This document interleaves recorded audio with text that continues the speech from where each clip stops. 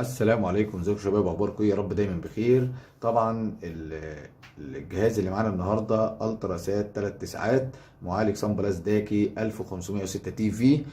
طبعا احنا في الفيديو الاولاني استعرضنا قوائم الجهاز وامكانيات السوفت وير والاضافات والكلام ده كله، وقلنا ان احنا الفيديو اللي جاي ان شاء الله اللي هو احنا بنتكلم فيه دلوقتي ده هيكون فيديو تحويل من سوفت الالترا سات 3 ساعات الى سوفت الديسكفري 4 ستات برعايه الباشمهندس محمود مطاريد. سوفت وير تحفه، قوائم تحفه، اضافات، حاجات كتير جدا، اضافات سيرفرات. انتوا طبعا معانا التحويل بالفلاشه يا جماعه.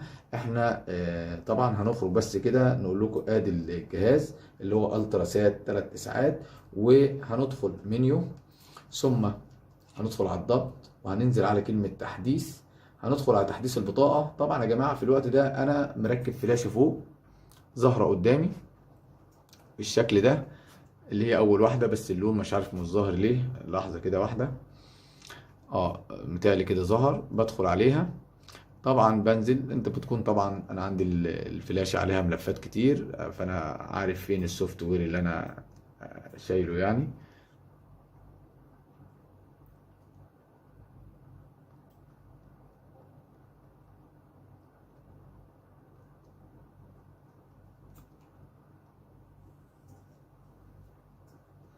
ده السوفت وير يا جماعة، ده السوفت وير ديسكفري 4 ستات 1500 تي في ان شاء الله.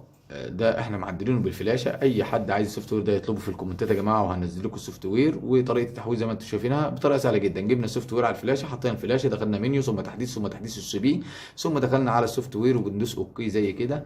بيعد معانا من صفر لحد 100% زي ما انتم شايفين، وبينزل معانا السوفت وير وبيبقى مبروك علينا احدث سوفت وير برعايه الباشمهندس محمود مطاريد واضافات جامدة جدا. فأتمنى من الله عز وجل أن يجعل هذا العمل في ميزان حسناته. راجل بصراحة بيخدم الناس كلها بدون أي مقابل، دعم فني 24 ساعة. أي إضافات في بتنزل أي رسيفر بيكون هو أصلا يعني ما بتأخرش علينا بيها، بل بالعكس بيفاجئنا كل يومين بكم إضافة، بكم يعني. وبالمناسبة يا جماعة السوفت وير ده من A to Z، يعني من أول حرف فيه لحد آخر حاجة فيه برعاية الباشمهندس محمود مطاريد، يعني بأيدي مصرية 100% يعني. فإن شاء الله الجهاز هيفتح معانا دلوقتي، وهتشوفوا الجهاز بدل ما هو بقى كان على سوفت الالترا 3 سات 3 تسعات، فتح معانا على دلوقتي الديسكفري اللي هو زي ما انتم شايفينه دلوقتي كده. الديسكفري 4 ستات. طبعا احنا هندخل الاول، بسم الله ما شاء الله، حاجة كويسة جدا. ده يا جماعة شكل المنيو بتاع الجهاز. بس طبعا الوان الكاميرا النهارده مش عارف مالها كده اللي انا بصور بيها. طيب عموما احنا طبعا الباسورد ده يا جماعة عشان حماية الأطفال 4 أصفار. هندخل طبعا نلغيه وكل حاجة. بس الأول كده هنروح على التفضيل. 4 أصفار، طبعا القوائم كلها 4 أصفار يا جماعة، فاحنا ايه هنلغيها إن شاء الله دلوقتي.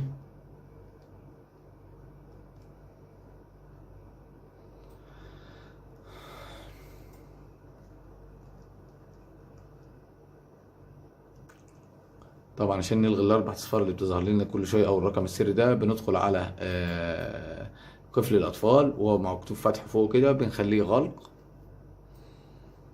طبعا بعد ما بننزل السوفت وير يا جماعه بنروح طبعا على كلمه تحديث، بنكون مجهزين ملف القنوات. طبعا بتظهر الفلاشه زي كده، بدخل عليها. طبعا انا عندي الملفات جاهزه، فانتوا برضو بتبقوا على حسب ما انتوا يعني مجهزين الفلاشه. فانا طبعا دي كاتب مثلا وليكن ملفات قنوات شهر 9. هنزل اللي هو النايل سات عربي. اي حد يا جماعه محتاج السوفت وير، محتاج ملف القنوات، يكلمني على طول في الكومنتات وانا هبعت له الحاجه اللي هو محتاجها ان شاء الله.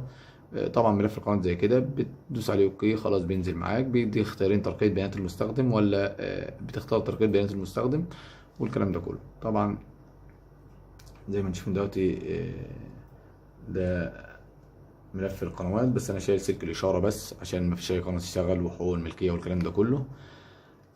هندخل يا جماعه نستعرض معاكم بس على السريع كده. دي قوائم الجهاز، اليوتيوب، الاي بي تي في مثلا، برضه الاكستريم الحديث يا جماعه المقسم اللي احنا قلنا. طبعا فشل الاتصال، طبعا هنروح الاول كده، نروح على الضبط اعداد الانترنت. طبعا اركب كونفرت اللان اللي هي 9700 يا جماعه، بختار اللي هي الشبكه المحليه للانترنت، هيكتب لي تم الاتصال على طول. بعد كده هروح على